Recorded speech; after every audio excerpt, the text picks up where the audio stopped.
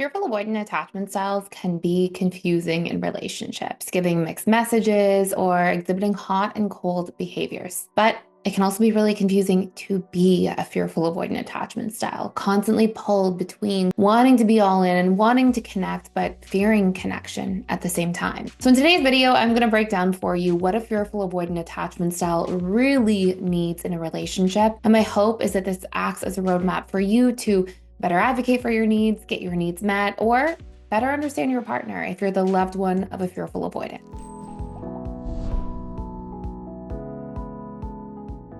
If you are a fearful avoidant listening to this, these will be some really important things to keep in mind and just consider about yourself and really how your needs revolve around romantic relationships and connection and what's really important to you. And if you are the loved one of a fearful avoidant, really understanding what the major needs are of a fearful avoidant attachment style and then being able to tap into these needs is very valuable.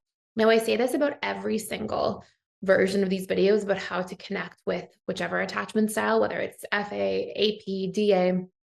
And it really has to do with the fact that when we are connecting, the job is not ever for you, if you're the loved one of any attachment style, to do backflips and run through an obstacle course and turn yourself into something you're not in order to connect with them. The best thing you can do is educate yourself and get clear and learn about how to best connect with somebody of a different attachment style, and then see, like, from the material you're learning, how you can best see yourself wanting to fit into different needs that they have and show up for those things while taking yourself and your needs into consideration. So for example, if one of the big needs for a fearful avoidant is growth, and fearful avoidants really value growing together in a relationship, if you hate growth, and like just theoretically, of course, if you hate growth and you just want stability and security, and growing too much is something that feels super uncomfortable, don't become something that goes against yourself. Instead, if you realize that growth is something that doesn't really float your boat, and instead, emotional connection is and emotional depth is, and that's another one of their needs, meet the needs that you see yourself feeling excited to meet, double down on those things, and take yourself and your boundaries and your needs into consideration in the process. And every relationship, each person is supposed to be 100% accountable for their 50% of the relationship. So, it shouldn't ever be that you just meet the other person's needs without also communicating your own. So I just wanted to put that all out there first and foremost. And then in this version of the video, and I'll be doing a series about this for how to deeply connect with a fearful avoidant attachment style. And today, in this snippet of this version, we're going to talk about the needs of the fearful avoidant attachment style. But I will have other parts of this that talk about how to bypass the core wounds, how to really understand a little bit of their emotional patterns. And then if you want to see a full version of this video, we have an hour and a half webinar all about how to deeply connect with a fearful avoidant. We go very, very, very in depth. And if you are the FA listening to this, these are really valuable things for you to understand about yourself in terms of your needs for connection, your pain points, your core wounds, the ways that you best respond to communication, the ways you can communicate best. So you can check that out, the full webinar, for free for 7 days, using the link in the description box down below. And we'll tell you everything you need to know about what a fearful avoidant requires for a really healthy, thriving relationship. And you'll learn that whole roadmap in under an hour and a half. So again, if you want to check it out, use the link below for the full version. So this part of it, we're going to just talk about the needs. And you can think of your needs in a relationship as the components of a relationship that allow it to sustain itself. So just like the body has specific needs to survive, it has to drink water, it has to breathe air. Like we have these like lifeblood kind of needs for survival. A relationship in its own way also has things that have to sustain it, right? So the fearful avoidant attachment style has these really strong needs. And if these needs are not met, and if they're withdrawn instead, then generally it's kind of like a human being without air, like without oxygen. Like it's very difficult to sustain. So when we think of a relationship as a whole, it's almost like its own like organism, right? It's like there's these sort of like giving and receiving of needs. And that's so much of how the relationship stays alive and thriving and empowered. And as soon as one half of the relationship doesn't have their needs met, it's almost like you're like choking the oxygen from the person, right? It's like it really makes it difficult to stay in that space of thriving. So we're going to talk about 11 different needs that are really important, maybe kind of 12 with a bonus. And you can sort of tap in here, and we're not going to just talk about how to meet the needs, but also, sorry, not just the needs, but how to meet the needs as well. So the first need that's really important to a fearful avoidant is emotional depth. They really value like emotional depth. And the really interesting part for like how the fearful avoidant best receives this is first through somebody opening up.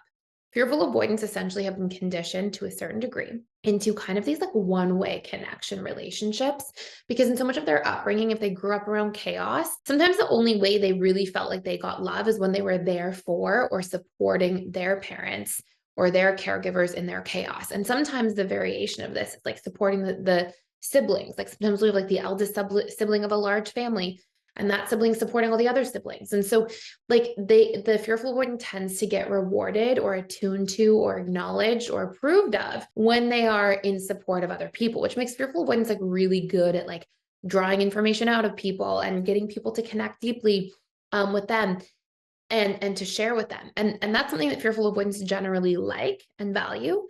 But it's also so important if you're the loved one of a fearful avoidant to ask deep questions to the fearful avoidant so that, the fearful one will open up to you as well.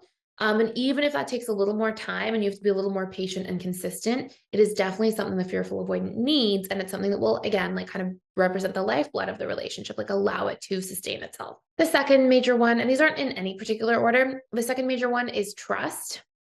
Fearful avoidance may have a big subconscious comfort zone of not trusting, but to be perfectly honest, a relationship with a fearful avoidant will not make it beyond the power struggle stage of a relationship if there isn't a very strong baseline of trust. And trust has a lot to do with things like context, transparency, consistency, congruency. Like if I say, hey, I'll see you at 5 o'clock every day, and I say I'm going to come by your house at 5 o'clock, and every day I never come by at 5 o'clock, you might trust me in certain ways, but you're not going to trust me to show up at your house at 5 o'clock because what I say and what I do not align. And so that's congruency. And fearful avoidants are literally lie detectors. They pick up on all the little incongruencies everywhere, whether they mean to or not. So as soon as there's incongruencies, it really, affects the fearful avoidance capacity to trust. The more congruency is there, the more trust is built, and the more the relationship can really sustain over time, because fearful avoidants tend to, even if they don't talk about all the little things they pick up on, they pick up on a lot of stuff very easily. So congruency is really important. Consistency, like, if you say that you're going to do something or call back, like try to do that as consistently as possible.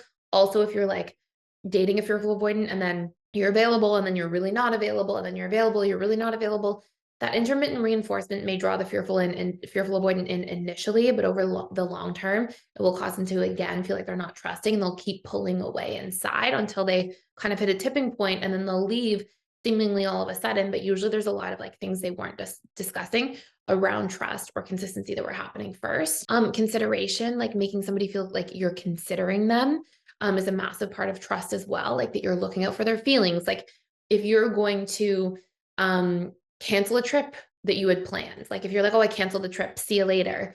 You weren't considerate of that person. If you were like, hey, unfortunately, I really have to cancel this trip. I have this thing going on. How do you feel about that? Can we try to reschedule another time? What else works for you? I'm so sorry. Like if you're considerate of them in the process, okay, like I trust that you're going to look out for my feelings, and I trust that you're going to look out for how your actions rub off on me. And because of that, I'm willing to be more open and vulnerable with you. So consideration is massive. I won't go too far into all this stuff because we could talk for a very long time just about the trust component, but a big need for fearful avoidance is trust. Presence is also massive. When fearful avoidants don't have people present with them, they tend to have like a bit of a wound that gets triggered around feeling like they don't matter. And they also, again, feel like, hey, it almost like seems to wear at the trust and at the consideration in relationship to trust and that emotional depth, that thing we talked about earlier. So the more presence is there, the more connected a fearful avoidant will feel, and it's really important. Safety is a huge thing for fearful avoidance. Fearful avoidants, because they have a subconscious comfort zone of chaos, generally do not realize that they are looking for safety. But for a relationship to make it beyond the power struggle stage with a fearful avoidant, having somebody who is safe to be around, emotionally safe, especially, like consistent, shows up, is stable, is grounded, is reliable. All these things represent safety to the fearful avoidant, along with all the trust components we talked about. And that safety is actually one of the only baselines or foundational things that will allow a fearful avoidant to actually open up over time and to continuously grow with somebody. Fearful avoidants don't usually register that they feel unsafe, but if you look at their coping mechanisms, you're usually like, if you look at when we feel unsafe and when we go into sympathetic nervous system mode, what do? We fight, we flight or flee, we freeze, or we fawn, like FAWN, like people please. And whenever fearful avoidants are consistently in those 4F responses, fight, flight, freeze, and fawn, they generally end up in unsustainable circumstances and relationships. In other words, they tend to eventually leave those relationships because they get resentful, they get frustrated, they get overprotective. And if you look at fearful avoidance, they're usually exhibiting an exaggerated version of those 4 responses because they're spending an inordinate amount of time in sympathetic nervous system mode. So fearful avoidants flee often, right? They threaten to break up all of a sudden, or they leave a job suddenly, or situation suddenly, or they push people away all of a sudden. That's a flight response. They fight, right? They over defend themselves. They easily perceive attack and take things personally, and they feel the need to over defend themselves. So they fight, they flee. So we have fight, flight, freeze, right? Sometimes fearful avoidants go into these like extended freeze responses for long periods of time. Or they fawn, they people please until they get resentful, feel like they're taken advantage of, and then they get frustrated, and then they go into fight response, right? So when there's no safety, there's this like pathway that you are on as a fearful avoidant, or if you're dating a fearful avoidant, where like as much as there could be lots of passion and connection and chemistry and love, if there's no baseline of safety, the relationship is unlikely to sustain. It's unlikely to continuously work. So that safety, even though that's not like some of the things, and like one of the other next needs that we're going to talk about is passion. Like fearful avoidants are usually like looking for passion and connection and chemistry and like feeling like there's sparks and all those different things. But if you don't have the safety and you just have the passion, these relationships with a fearful avoidant, they tend to burn hot and burn out fast. So they tend to like, you really connect with them, you really like have the sparks flying, and then the fuse goes out because the level of resentment that's likely to show up in those relationships over time is so strong. So far, I know I feel like I'm covering a lot. I'm going to try to make this a little shorter too, because there's a lot of needs to cover. And honestly, like in the full length webinar, I go so much more into depth about all these things and about all the different versions of these things. So again, you can check it out for free for 7 days using the link below. But I'm going to try to go a little quicker through these next ones.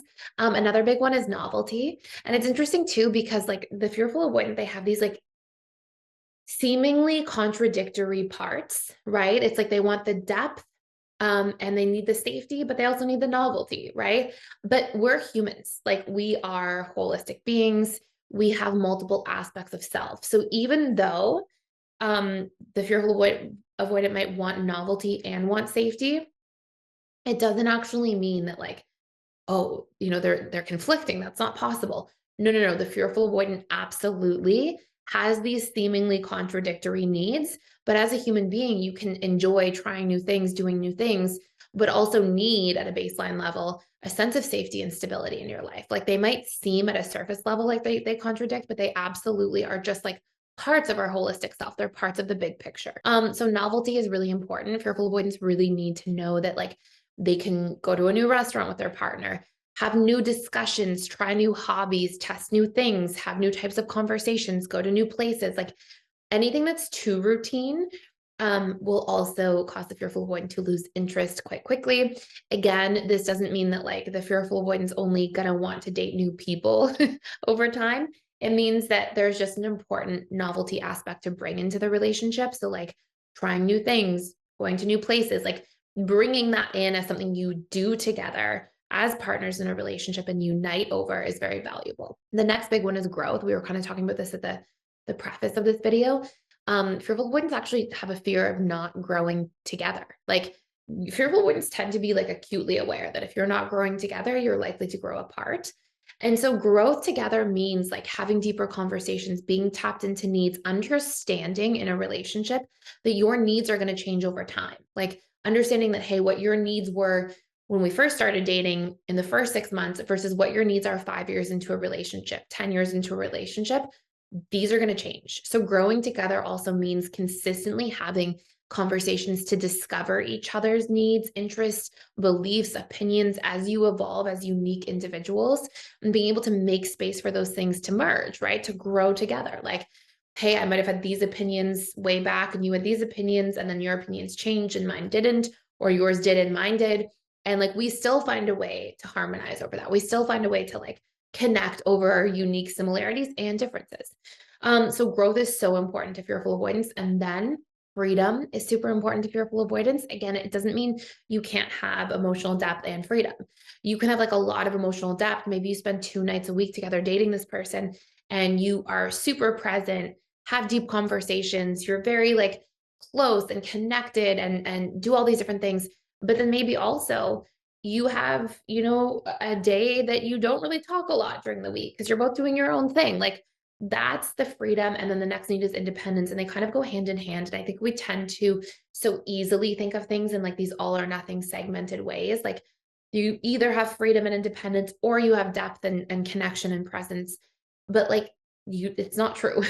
You can have the depth, connection, and presence throughout most of the week, but then have a day where you have a lot of freedom and independence to yourself. So like knowing that these things are there is so valuable and so important.